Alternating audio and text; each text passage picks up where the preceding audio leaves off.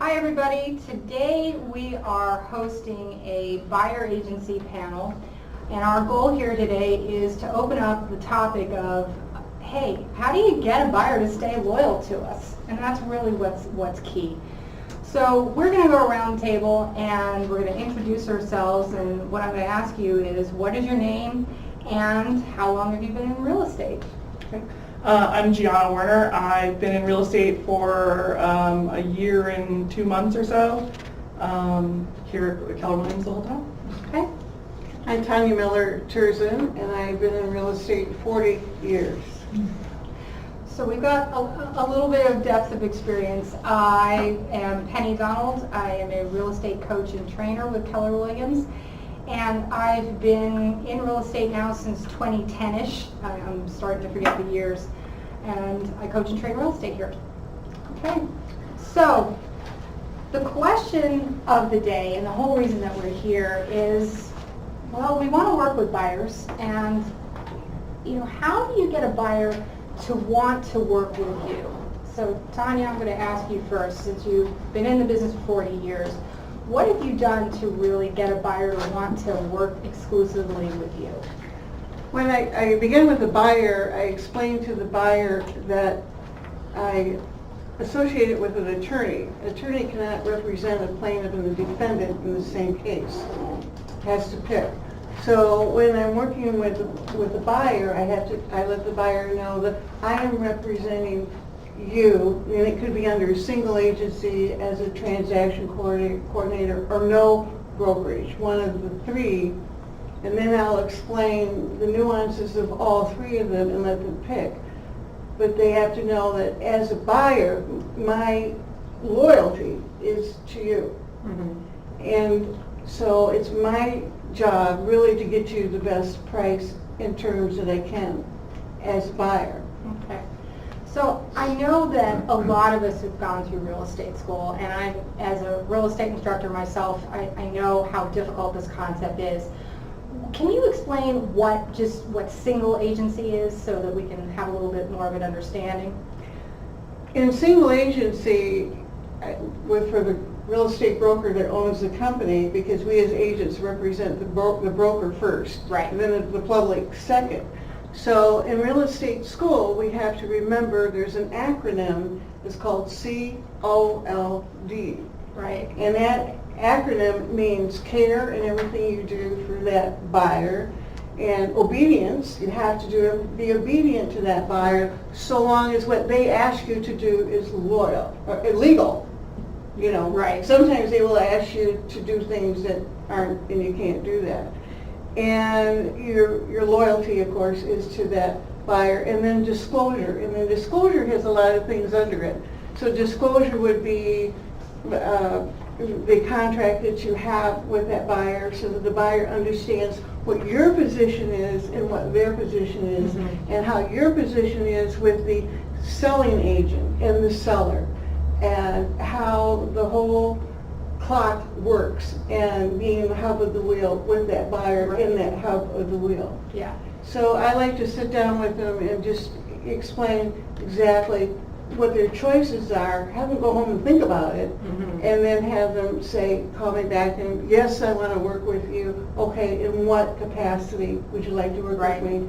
So they have it from the beginning. Okay. So for the most part in this office, just to be clear for whoever is watching, Jim Quinn has us acting as transactional brokers. And in the state of Florida, transactional brokerage is presumed. And again, that means that there is limited confidentiality. You cannot reveal that the seller is going through a divorce, or that the buyer would, give more depending on what side that you're representing. But single agency is something that some people do practice. But again, most of the time we're talking transactional brokerage, just to make it clear as what we have here in this office. So, Gianna, getting back to my original question, which was, how have you, worked with buyers, and how do you get buyers to want to work with you? What have been some of the techniques that you've been using? Well, one of the things I think is important is showing your professionalism and your confidence. and that's something that this has really helped me with, is showing like, listen, we are working together, and this outlines exactly what to expect from me and what I have to expect from you. And it sort of really outlines that relationship from the beginning, so you don't end up going, well, wait a minute, that's not what I do here, that's not how my time is run, because we don't get paid unless we get to the end, But this is part of it. The way I look at it is your first meeting with a buyer, you should be able to answer most of these questions by the end of that 15-20 minutes. And if not, then you need to have another meeting or figure out what's going on, because if you can't fill out this third section, then you obviously haven't gotten to where you need to be with that person. Yeah. And for those of us who are saying, what third section? This is the section about talking about, on a buyer agent brokerage agreement, there's a section about, well, what type of property, what kind of location, has that buyer been pre-qualified or pre-approved, and what are the terms and conditions that they actually want to use, so letting that go. And I would say, from my standpoint, I feel strongly that how I get a buyer to want to be loyal to me or work with me, even before you get to the buyer agreement, is I say to them, has anybody taken the time and the energy to sit down and do what's known as a lifestyle consultation? Because one of the things that I learned about selling in real estate here in Florida is many of the time, let's face it, who is our buyers? They're transplants. Mm-hmm. There are people coming from all over the country and the world. Many of them, this could be a complete life change. They're changing from working, they were working at such and such for 30 years, and they're really struggling with what that transition is going to be. And many of them, well, honestly, they cheat on us because they're looking in Fort Myers and Sarasota, and hey, I'll drive to Tampa this week. And I say to them, I want you to come to the office and let's sit down, and I think I can save you all these hours of driving by figuring out if what you really want is right here in Port Charlotte or Punta Gorda. And you know what? If it isn't, then we both know that we're not going to waste any more time, and I'm going to refer them to another quality Keller Williams agent. Exactly. So that's the part of it. So it's not just the buyer brokerage agreement, because this is just a contractual piece of paper. Mm-hmm. But you've got to figure out how to do that consultation to get them to open up and realize that you're there to make this and make their lives more easy. Right. Well, and I think that buyers don't get treated a lot of the times with the same maybe professional courtesy as sellers and listings. And really, listings are great all day, but unless you have buyers to buy a listing, you really don't have anything, So, like you said, having that meeting really solidifies that relationship, because a lot of agents don't do that. They're used to being passed around or just calling door signs. So if you're like, let me sit down with you and take the time and really figure out what you're doing here, like, they really appreciate that right off the bat. I like a lot of agents will meet them at the property and they don't even know their first or last name. Just Pop-up agent. Oh, let me see your house. Let's go. And then you don't know if you're showing the right prices or anything. Exactly. You've all wasted time. Right. Exactly. And not only that, but you are Not putting safe. yourself in a really unsafe Yeah. situation. Right. I don't like to talk about this, but there are people out there that want to harm real estate agents. And so use that as the reason. I'd love to show you that house on Flamingo Street, Mr. and Mrs. Buyer. However, I need to meet you. It is a requirement. I need to meet you first in a public place. Get them to the office if you can. If you can't, at least go to a public place like a coffee shop or a restaurant where other people are going to see you. It's important, and that's why it's so important. And we have to remember that they have to be able to buy. Yeah. They're ready all day, they're willing all day, but are they able? And that's part of what we call the pre-qualifying, right? And so if you do that buyer needs analysis or lifestyle consultation, within 10 or 15 minutes, don't you figure it out pretty quickly? Right.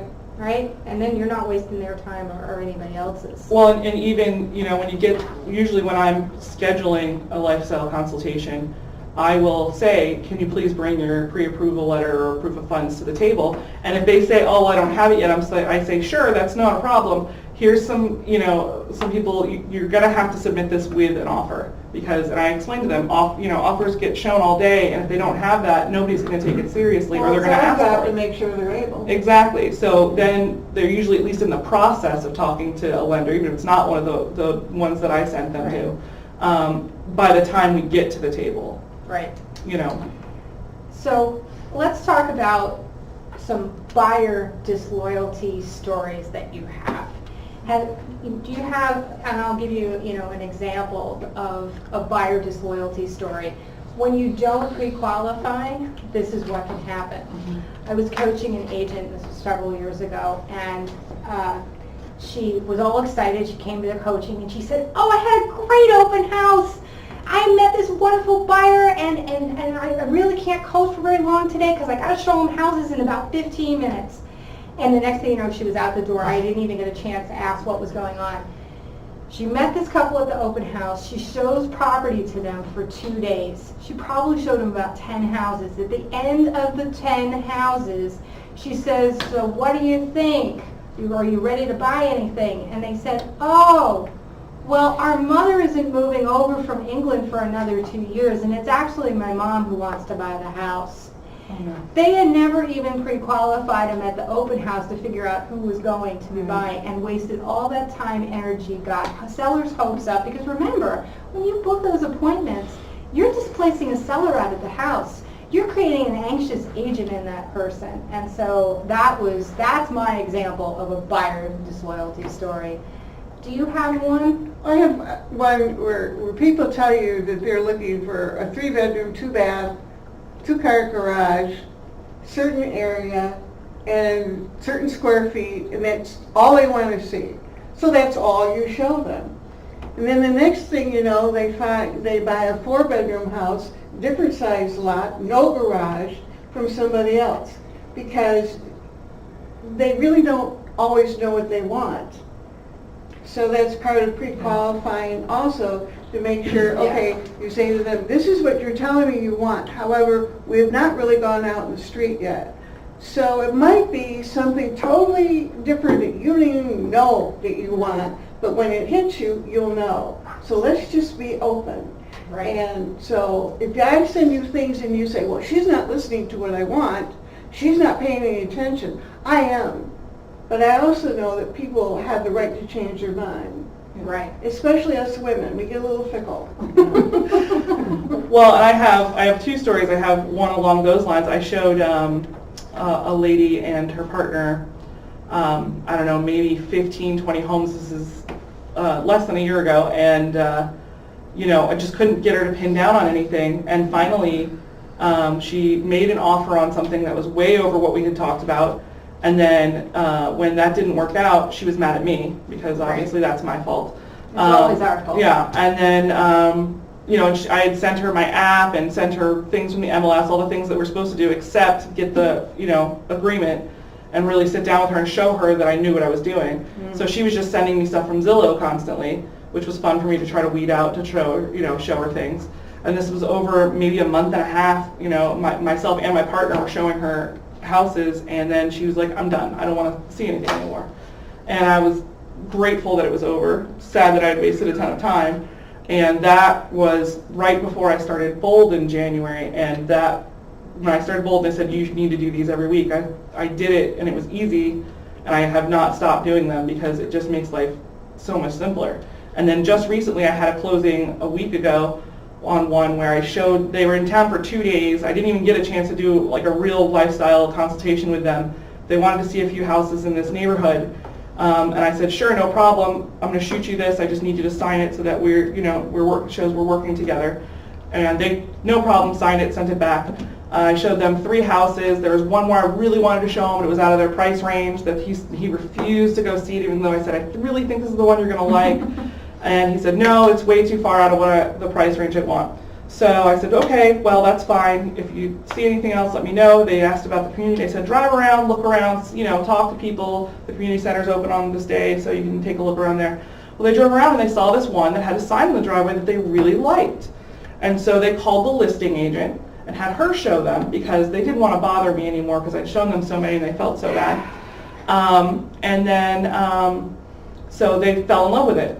Well, it was the one I wanted to show them that they didn't want to see. Oh, it They is. made a full price offer the next morning after we took a look at it again. But the story there is that when I showed up, because they wanted to do another walkthrough before they made an offer, the listing agent was there too, and she had no idea that they had a buyer's agent, and she tried to argue with them that she was representing them. Oh, And I had the paperwork to say, no, you have to stop talking to them.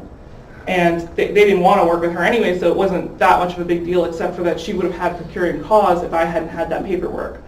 So that saves that deal and, $7,000 in our pockets.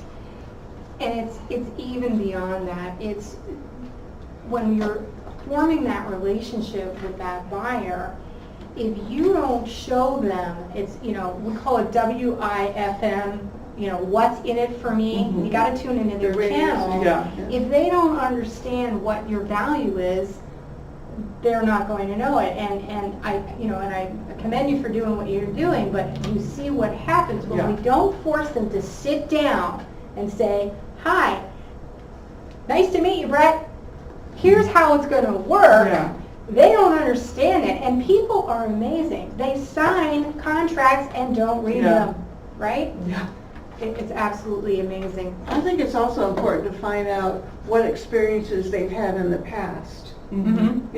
Have you bought any properties before? What did you like that your agent did? What did you like that didn't happen?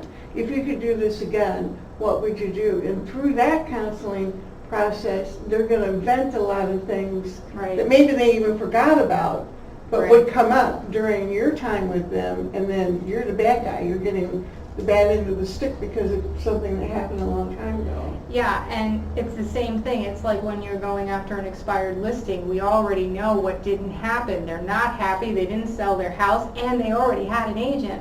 And if you don't solve that problem of what did that person do and how do we make sure I don't do it, well, it's the Right. same thing with buyers.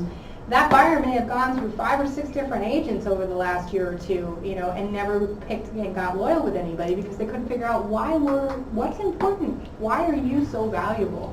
And that's part of it.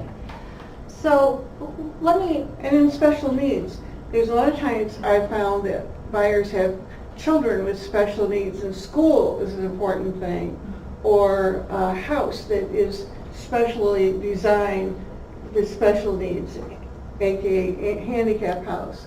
And there isn't a lot of inventory out there for that.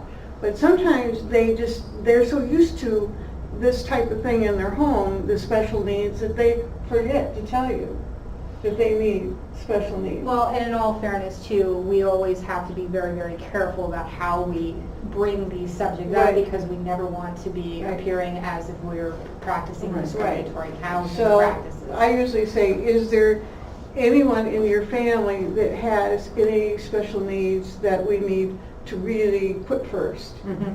And then I ask that question, but I Yeah. ask it nicely and so that they can. And that's what's Okay. nice about the buyer's needs analysis, Yeah. aka the lifestyle consultation that Keller Williams has. There's a question in there that's very well worded that asks that question, and you just take the notes, and now you know what to ask for and what to expect. Yeah, and actually as a parent with, I have some children with invisible disabilities, so it's not necessarily maybe having stairs or widened doorways, but for us, sometimes we don't think about those things until we're in it, and so I would appreciate personally if somebody was asking you those questions, because things like a yard where the kids are a little bit further from other people so they have some space, if it's not too close to a road, because I have a son who's very sensitive to loud noises, so a lot of traffic and things like that bother him.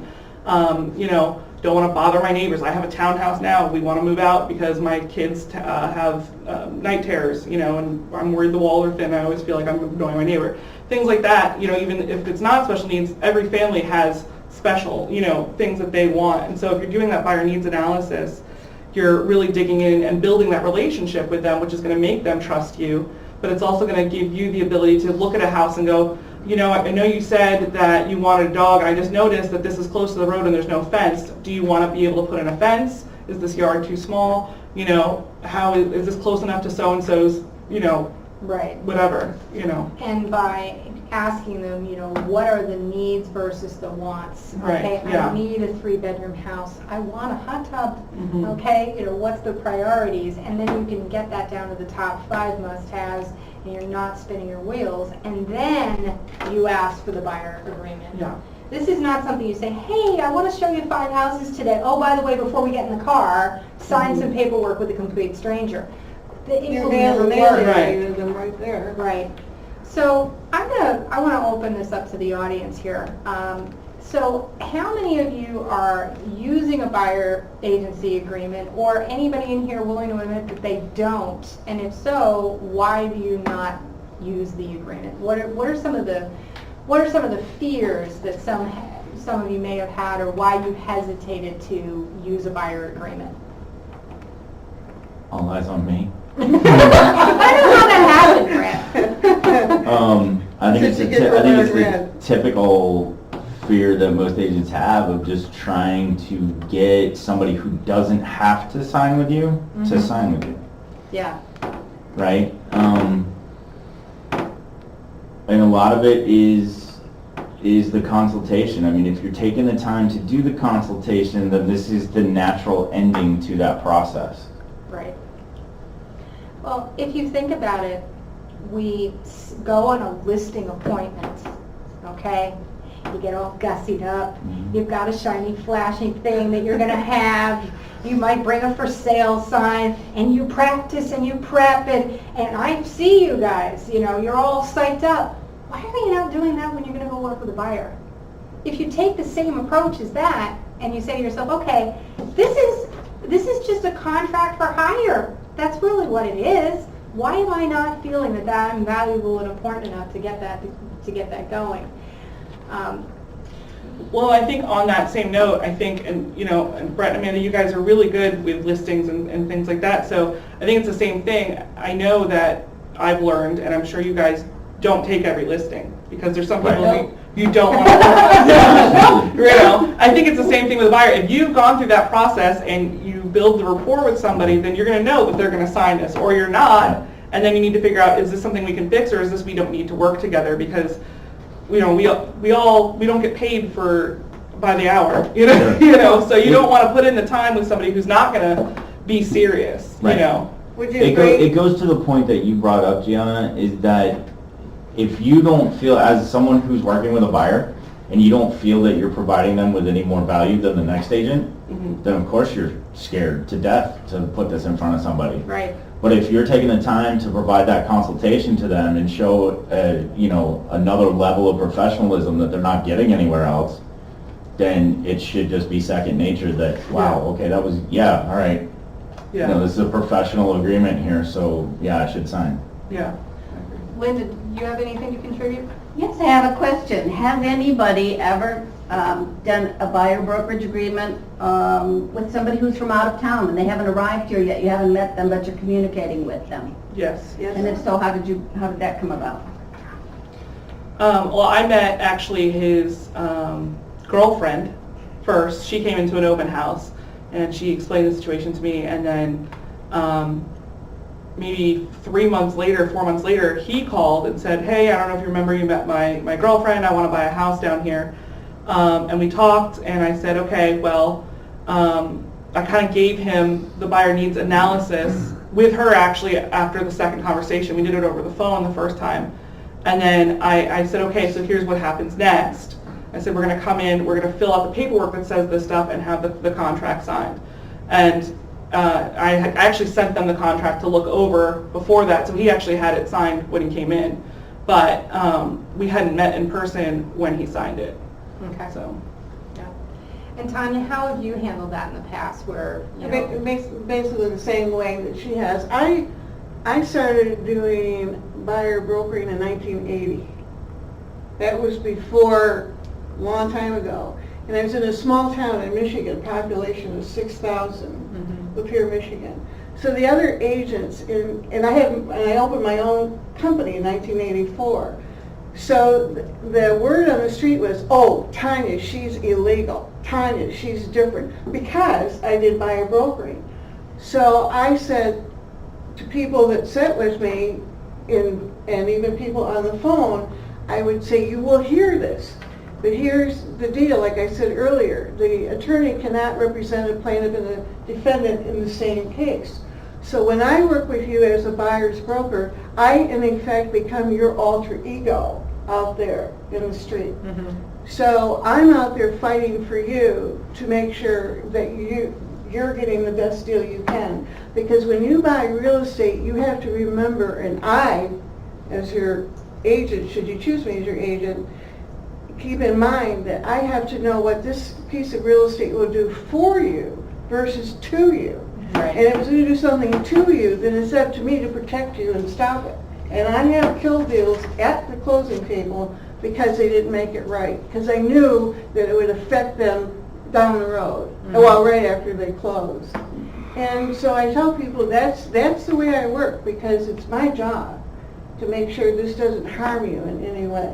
Money comes and goes, commissions comes and goes, but people are important. I'm so glad that you said that, because again, you know, whenever we talk about writing a contract or getting someone to be loyal to us and work with us, the whole thing about Keller Williams is that we subscribe to the mantra win-win or no deal, and that's what we want to do. And if you can explain to people, I want to be able to help you make the right decision. I want to be there. And you know, your plaintiff and defendant speech, you know, I've used that in a various thing. Especially when I have buyers who say to me, well, has anybody in here ever heard this? I only buy directly from the listing agent. Yes. Okay, by the way, for those who are not on camera, the entire room is nodding their heads. And the way I say to them is, look, okay, you know, if you were the defendant in a lawsuit, would you go and hire the plaintiff's attorney to represent you to, quote, save some money? No, even in a transactional brokerage relationship, I want somebody that, you know, that's going to be there for me and is going to represent me so that I can walk myself through it. So it's important. Well, I think, again, along with the win-win thing, you know, integrity for realtors, you know, people kind of think of us sometimes as car salesmen, you know, and so I think having out front, you know, this literally outlines our obligations and their obligations. So you can go, wait a minute, you know, and this, again, goes back to that buyer needs analysis. It says, you know, contacting the broker at reasonable times. We can talk about what reasonable times are before we're signing this, and everybody knows exactly what to expect right up front. So there's no issues, because you can't have integrity if you don't have open communication. Not if everybody's not on the same page, it's not an issue of integrity, it's an issue of communication. So I think if you have something like this and that buyer needs analysis done, there's less likelihood of feeling like somebody's stepping on somebody's toes or there's dishonesty. Yeah. I've often said to people, I still do that, you know, and this agreement here, whichever agreement you choose, and when we put a purchase agreement together and as we're working together, you cannot ask me enough questions. If there's, and no question is wrong, no question is silly. If you think it is, it doesn't matter, just ask me. Right. Because a lot of times they're afraid to ask you the question because they think, well, that's a stupid question. No, it isn't. Right. And, You know, and that keeps the communication open. And oftentimes you have to remind them, if there's a question, you have to ask me, because that's what I'm here for. And that's where, if we go back to the whole buyer needs analysis, you know, you have that series of questions, and there's nothing wrong with saying, do you mind if I take notes? And you're literally reading the questions to them. And then when they come across something that you're not quite understanding that answer, you know, I mean, the thing that I always give as an example is, I want a big yard. Well, your answer might be 10 acres, hers might be, you know, a little fenced in place for the kids, and I just want to make sure that my lanai gives me the illusion of a yard. You know, if you don't ask follow-up questions and go 3-level deep, you can wind up assuming, and that can be, Yeah, and that's, yeah, why is that important to you? What does this do for you? Those questions are really important. Right. Yeah. And I think too, you know, going back to the question of, you know, have you ever had a buyer-broker agreement signed before they even get down here? You can really get yourself in a real tough situation sometimes if you don't, because what happens is I might be talking to Bonnie Buyer for Buffalo for 6 months. But she never told her husband Bob she was having that conversation with me. And then all of a sudden they come in on some warrior weekend, they don't tell me that they're doing it, and Bob just says, let's call on the sign. You know, if you don't establish that relationship, and especially down here, I mean, I really always want to do things in person, but let's face it, sometimes we are talking to an email or a text message or the phone for months on end, and if you can build that loyalty up with them before they even get here, even better. It really helps. And there's so many options now too, you know, especially, you know, with Skype, with FaceTime and Facebook, you know, video messaging. There's no excuse to not have some sort of either phone, you know, or video conferencing if they're out of state, so that you can have that conversation and start to build that relationship so they don't go running around to everybody. Exactly, exactly. Now, what if you get somebody that is deaf? They can't hear.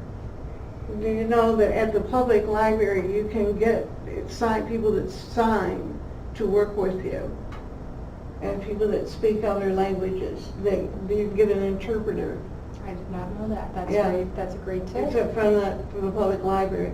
Because not often do you run across that, but that's a whole market that really we're obligated to serve as well. Right. So when I had a fellow once that was blind, young guy, and he wanted me to help him find an apartment, and that was in a small town of Lapeer, and no one wanted to rent to him because he was blind.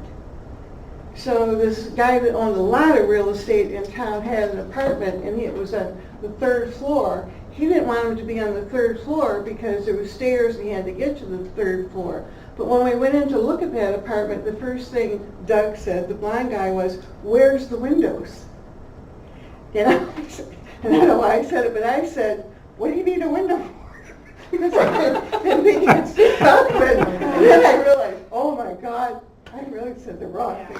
And I apologized, and he said, "Well, maybe you need to see out of it." I said, "Yeah, I do. I think I need to jump out of it right now." And at least, thank goodness, there's, you know, laws that have been put on the books to help with disabilities and non-discriminatory Right. practices, and that's why. So, any questions, John? I would just ask if you guys could give an example of some language that you might use when you're introducing the idea of signing the agreement, Okay. of signing an agreement. Gianna, do you want to? Honestly, I don't really have a script for it. It's just kind of part of, you know, we do the buyer needs analysis. I say, okay, here's the next step. This says that we're working together. And I walk them through what that means. You know, we talked about what you're looking for. This tells you exactly what you can expect from me. This part says what I need to expect from you. You know, and I ask, you know, I kind of go through it, not so much step by step, but summarize it and say, is there any questions here? Is there anything I didn't address already? And then, you know, and we kind of go through it. Usually, if you do the buyer needs analysis and you've done the pre-qualification, they're pretty ready to sign. I honestly haven't had anybody who has bought property that didn't sign this first, you know, with me. I've had people who didn't sign it, but they still haven't bought anything, so I don't think they were really serious. But anybody who I've sat down with and talked with and used this is either currently buying something with me or has bought something and we closed on it. And that's a key that you say. A lot of people say, well, I want to show them the house because I don't want to lose them as a customer. But if they're not willing to meet you in the office or at a public place, I'm not a customer. they're not a customer. They're not ready. There's something that's holding them back, and when you push them towards that, it doesn't matter. They're not going to be ready, willing, and able, and they're not ready to work with you, and that's why they won't sign an agreement in the first place. Yeah. They're not ready or worse. Yeah. Or worse. Because, you know, we've had a couple instances where the agent was standing their ground trying to get them to meet them in the office and they flat out refused. So that's a huge red flag, and no commission is worth your life. Right. Thank you for saying that. Right. Well, I think, again, that goes to pre-qualifying over the phone too. And I've really gotten big on, are you speaking with a lender? Do you have a pre-qualification? Do you have proof of funds? And I almost, I might show them one or two houses if they're like, oh yeah, I'm in the process. Super, but I'm not going on a second appointment unless I see that, because if you find something you fall in love with and you want to make an offer on it, Right. I'm not putting an offer in without that, because they're going to ask for it anyways. Right. Yeah. it's a waste of everyone's time. And if you don't have that, are you really serious? You know, if you haven't spoken to a lender yet, are you really serious about buying a house if you don't know how much you can buy a house for? Yeah, they're a professional looker. Yeah, exactly.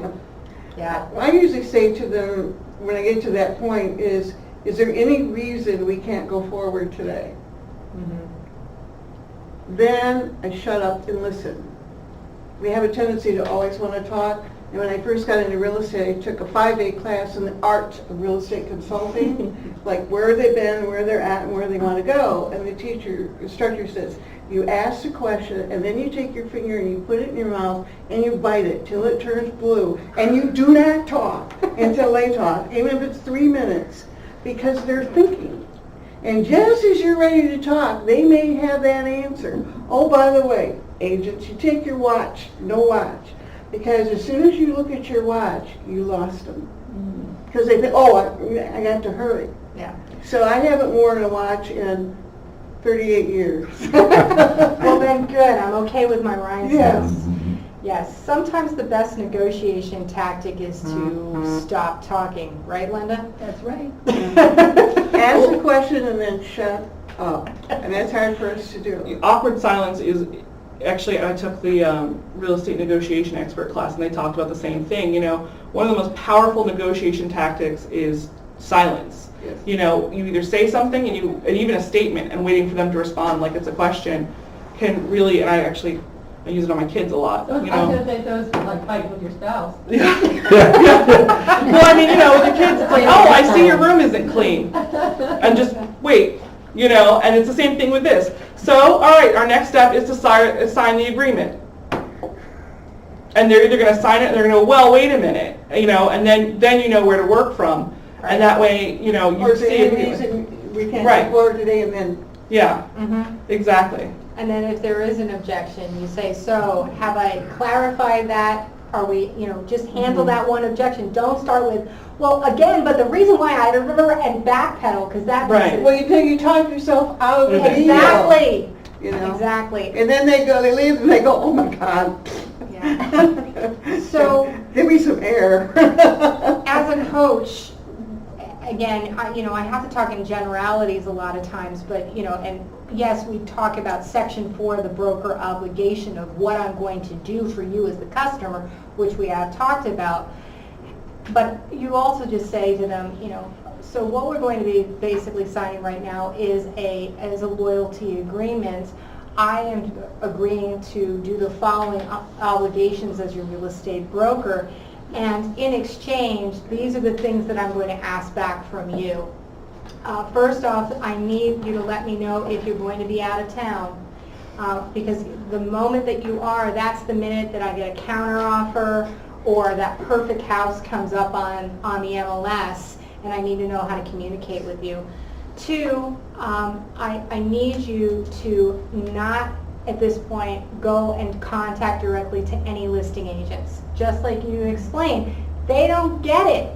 They think, oh, they thought they were doing you a favor. No. So you're no longer to contact any listing agents. Also, if you see a for sale by owner sign, take a picture of it, text it to me. Do not ring the doorbell, because then I can't negotiate on your behalf. Because if you walk through that door and the seller says, oh, you sees on your face that you love it, you've lost your negotiation credibility, and I will have a tough time salvaging that. The same thing goes for open houses.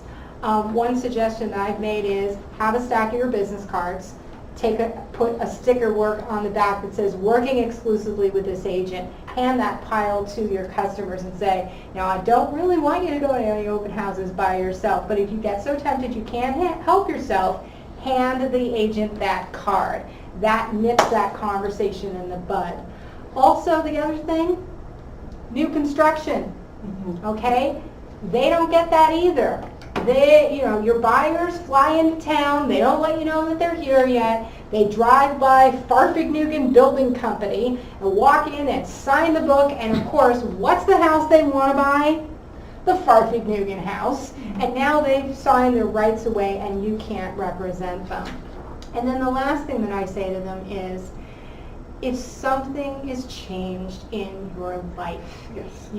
there's a bankruptcy, a divorce, you lost your job, or you and your spouse, partner, significant other broke up, just let me know. And you know what? Anytime you want to break up with me, okay, no problem. We'll cancel the agreement. I'd rather send you to another Keller Williams agent if we're not working well together. Does this make sense? Sign here, press hard. In the art of real estate consulting, that was the first, whenever they call you or you call them, is anything different? Was the first question. Right, exactly. So going back to why a lot of agents don't use this, right? Yes. Because the one that's provided, because let's face it, like buyer loyalty agreements and stuff like that, the things that agents write up themselves, they're not gonna That's- tread water, right? That's as good as a handshake. Yeah, they're not gonna hold up in court. The only thing that stands a chance is the scary 3-4 page document that we have from FAR, right? Right, So, one of the biggest reasons that people don't use it is not the document as a whole, it's little pieces here and there that scare people to present True. that, right? So one of them, and Melissa just pointed this out to me, one of them would be paragraph 5B, providing broker with accurate personal and financial information requested by broker in connection with ensuring buyer's ability to acquire property. Buyer authorizes broker to run a credit check to verify buyer's credit information. Okay? right. I have a hard time presenting that to a buyer, and a buyer is going to wonder why me, as a person that's showing them property, even needs to get involved in their credit. Sure, it's easy to say, well, no, we're not going to do that, but your lender's going to do that. Okay, well, the type C on the disc profile is going to go, but that's not what that says. Right. So how do we overcome that? Very simply, again, you can redact that out, have them sign with initials and say, I'm not running any credit checks. And it's no section, the other part that is scary about this contract for other people is section 6, which is about a retainer. Okay? If I'm dealing with a couple $1 million person that's buying, they understand full well holding a retainer. Again, you could write in there, you know, not applicable or $0 amount and put that in there. And the same thing about section 7 about compensation. The compensation is offered from offer of MLS compensation, right? When we go online. Yes. So with that, I actually, for all these years that I've been doing it on the listing side, I had a seller for the listing agreement wanted to take out the mediation before arbitration. So I'm like, I'm calling Jim, the broker, what am I supposed to do? And he said the exact same thing. That could probably, exactly be put into play with this is, you know what, let's just go ahead and mark through it. I'm going to initial it, you're going to initial it, and my broker is going to initial it, so it's not even going to be a problem. Exactly. How does that sound? So I think that would probably Yeah, just go ahead. exactly. But, so Gianna, as someone who's been using them all the time, has anybody said anything about that credit report? Because I know me personally, I'd be like, I know your job, because that's what I do, and you don't have any business even looking at my credit report. I have not had anybody say anything. I will say that when I see that, I say, I'm not going to run that. I already have your pre-approval, so I don't care. I'm not in the business of running credit checks. Fortunately, you haven't dealt with a type C. Yeah, I haven't. yet. Yeah, I really haven't had anybody, flip out on that. But I think I would say, no problem. I'll redact it, and we'll just have it initialed. Okay. Yeah. That's the same thing. And Brett, the same thing is about section 7 on the compensation. The way that this document is worded, purchaser exchange, who working for a seller, and there's a dollar amount or a percentage, to be paid at closing. Well, this document can be utilized, especially if, for instance, there was a situation where they fell in love with a for sale by owner property, and that for sale by owner said, absolutely, I am not paying any commission, then you can use this to charge the commission to the buyer. But again, you can also clarify in special clauses and additional remarks on section 13 on the last page, buyer agent will be paid offer of MLS compensation unless seller is for sale by owner, and you can clarify that language. And I agree, you know, Florida realtors, you know, who, we should probably talk to the attorneys about that section about credit, because that is a sticky, weird Yeah. section. I agree with you 100%. However, as we've shared here, there are so many opportunities to work with buyers, and my argument of why you should use this is because most of the other agents won't use it, they don't know how to explain it, and they're not able to sell that added value proposition. And if you're a buyer's agent or you want to work with buyers, you've got to understand that you've got to do something to stand out, because most of them think, I can find the house on, I won't even name it.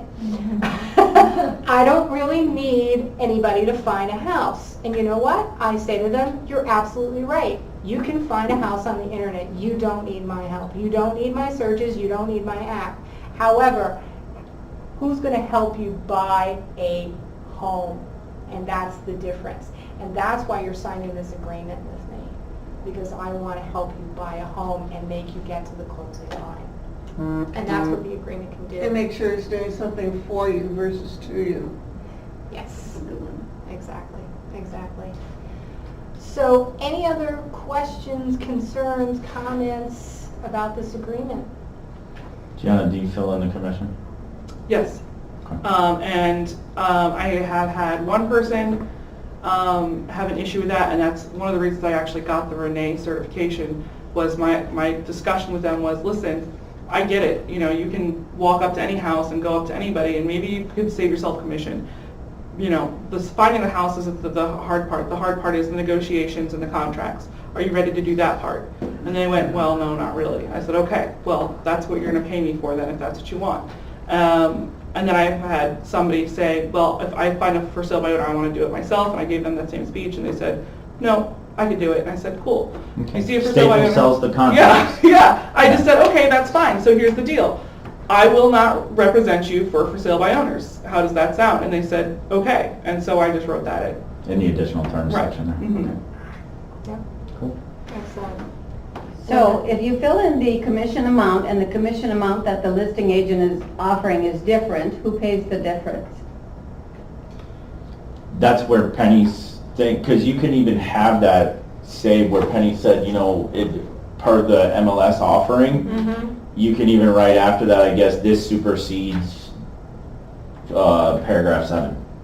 Right? Absolutely. Something along those Right. lines. And again, even if you didn't sign a buyer agency agreement and you go in and now they fall in love with my mythical Farthing-Newton house, okay, and of course they're offering less compensation than you feel you're justified to pay. Notice I'm not saying anything about commissions, and remember, commissions are negotiable and there is nothing set. I'm getting my legal liability out here. Bottom line is, even on the buyer contract, you can still put in additional remarks, agent Penny Donald will be paid X amount of commission, Right. and negotiate that extra part up. And you know what? If more of us would do that, then we would probably cut down on people doing the low Discounting. commission. There are agents in our office that have this just to counteract those other commissions. And it's a great tool. That's good. Because at that point, once you brought that seller a contract, they want to move Yeah, on they're with their still- lives. And for an extra X amount, most of them are going to probably say, yep, let's do it.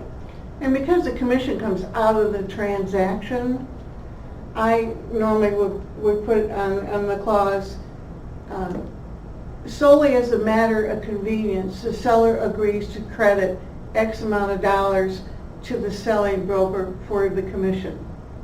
So you disclose where it's coming from, and the seller is crediting it to the buyer to give to you, because it comes out of the deal. Yeah, it's a great way to explain the clarification. I like that. Absolutely. Okay. And then I've never had them argue with that. Solely as a matter of convenience. That's a good line. I like that. Anybody else have any other questions, comments about the buyer agreement? I have a comment about what Gianna said about those people that didn't want to bother her after they've been bothering her for 15, 20, 25 homes.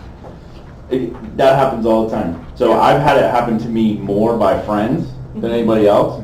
Bother me 6 months straight on a Sunday, and then wake up one Sunday all of a sudden and not call me because they didn't want to bother me and bother me right out of $3,000. Yeah. You know, Yeah. that's the buyer loyalty story that infuriates Well, me. and luckily I had explained to them, like, I'm your agent, you know, I'm going to work with you from beginning to end. So they said, yeah, we want to see the house, but then he called me right after and said, okay, we're going to buy this house. And we ended up going to closing with it, you know, with me representing him. But if I hadn't had that conversation, you know, and he hadn't understood that I am his agent, it would have been, you know, oh, I don't want to bother her, and then this other agent would have taken over, Right. you know. And back to the scenario I said where, you know, you're signing the buyer broker agreement with somebody who lives in Ohio and you've never met them. You have to re-explain everything when you get in front of both of those people. And that's where, when you talk about, you know, they said they wanted a 322 with a pool and they wind up buying a condominium, it's because 9 times out of 10, you've been having a conversation for 6 months with one partner. Until you get both or the multiple people that are involved in front of you, and if you don't do that needs analysis, you're going to find yourself, you know, going out, you'll book 5 single-family homes, and then you sit them down for the needs analysis, and within 5 minutes, you realize you need to cancel all of your showings because Yeah. these 2 people have never had that conversation. Because let's be honest, a buyer agency appointment or a needs analysis is a little bit about real estate, but most of it is about psychology and counseling. Well, Yeah. there's observational discovery that happens too, right? Because Oh, you talk to absolutely. one by themselves and they'll tell you they make all the decisions. You talk to the other one by themselves and they'll tell you they make all the decisions. Mm-hmm. It's not until you get them together that you observe to see who really makes all the decisions. Well, and another part of the buyer needs analysis is also observing how in touch with reality they are. A perfect example was today. I actually have the agency agreement signed with him, our brokerage agreement signed, but I know him. He works at my kid's school, so I know him pretty well, and we talked about it several times what he wanted to see, and he's pre-approved for it, et cetera, but he's comfortable at a lower range, blah, blah, blah. So anyways, I took him out to see some houses that were in his range, and he's like, I hate all of these. And so then he's driving, and he calls me, and he says, hey, there's this other one I want to see. Let's go take a look. Well, I look it up to see if we can show it. His budget is, he's pre-approved for $300,000. He wants to stay no higher than $250,000. This one is listed at $399,900. So I'm like, do you know that? He's like, yeah, but you know, we can talk them down. I can do a lot of things, you know. But so I was, you know, I'm like, well, you know, it's only been on the market for 7 days, and the first open house is this weekend. I don't know if that's going to work, but you know, here we are going into this house, and I'm like, man, I should have, you know, even though you know them, having that separate conversation in a place of business or a business appointment is so Yes. important. So that it's not your living room or their living room. I really think it needs to be an office or a neutral space. Yeah, right. You No know. matter how, even if it's your favorite family member, Yeah. business is business. Yeah, and you it have to needs have that be conversation business from as start to right. finish. Yeah, and it needs to be No. like, okay, let's talk about the kids. All right, so from this time to this time, we're talking about business, so that you do have that, you know, real understanding of what they want, what they need, and what they think they can afford. You know, because he was like, I love this house. This is perfect. Find me more like this. And I was like, cool. Get approved for another $100,000. Exactly. Yeah. Absolutely, I can show you everything in Sarasota for Or show me $100,000. one that is $100,000 over your budget that's been on the market for 3 years. Yeah, exactly. Right. Exactly. And so, you know, that having those conversations Yeah, I wanna be is careful. you know, important. Before I forget, because you know how my mind works, so when the horror stories and everything, because it always hits me when he starts talking about, you know, family, friends, that is like, I didn't want to bother you. One really great question that you can ask your buyer is, you know, tell me real quick, who's your emergency contact person? Mhm. They have one single person that they know that they're always going to be able to contact, or someone's going to be able to contact on their behalf or whatever. So you're going to be the emergency contact person for the house that they're going, for the home that they're going to buy. So that's smart. a really great question to kind of play into that buyer. That's Oh, really I used to tell people also, remember, you know, because buyers are going to ask their aunt, their uncle, their cousin, their mother, their brother, everybody is going to advise them on that property.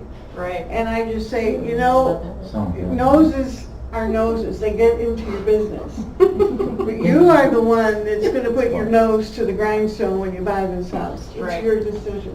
And a lot of times these people are counseling you on what their failures were or their experiences. And now they're dumping it on you and you're taking it on, and then you get buyer's remorse, you get panic. Right. So we have to look at, make sure you don't get buyer's remorse Yeah. based on what other people are telling you.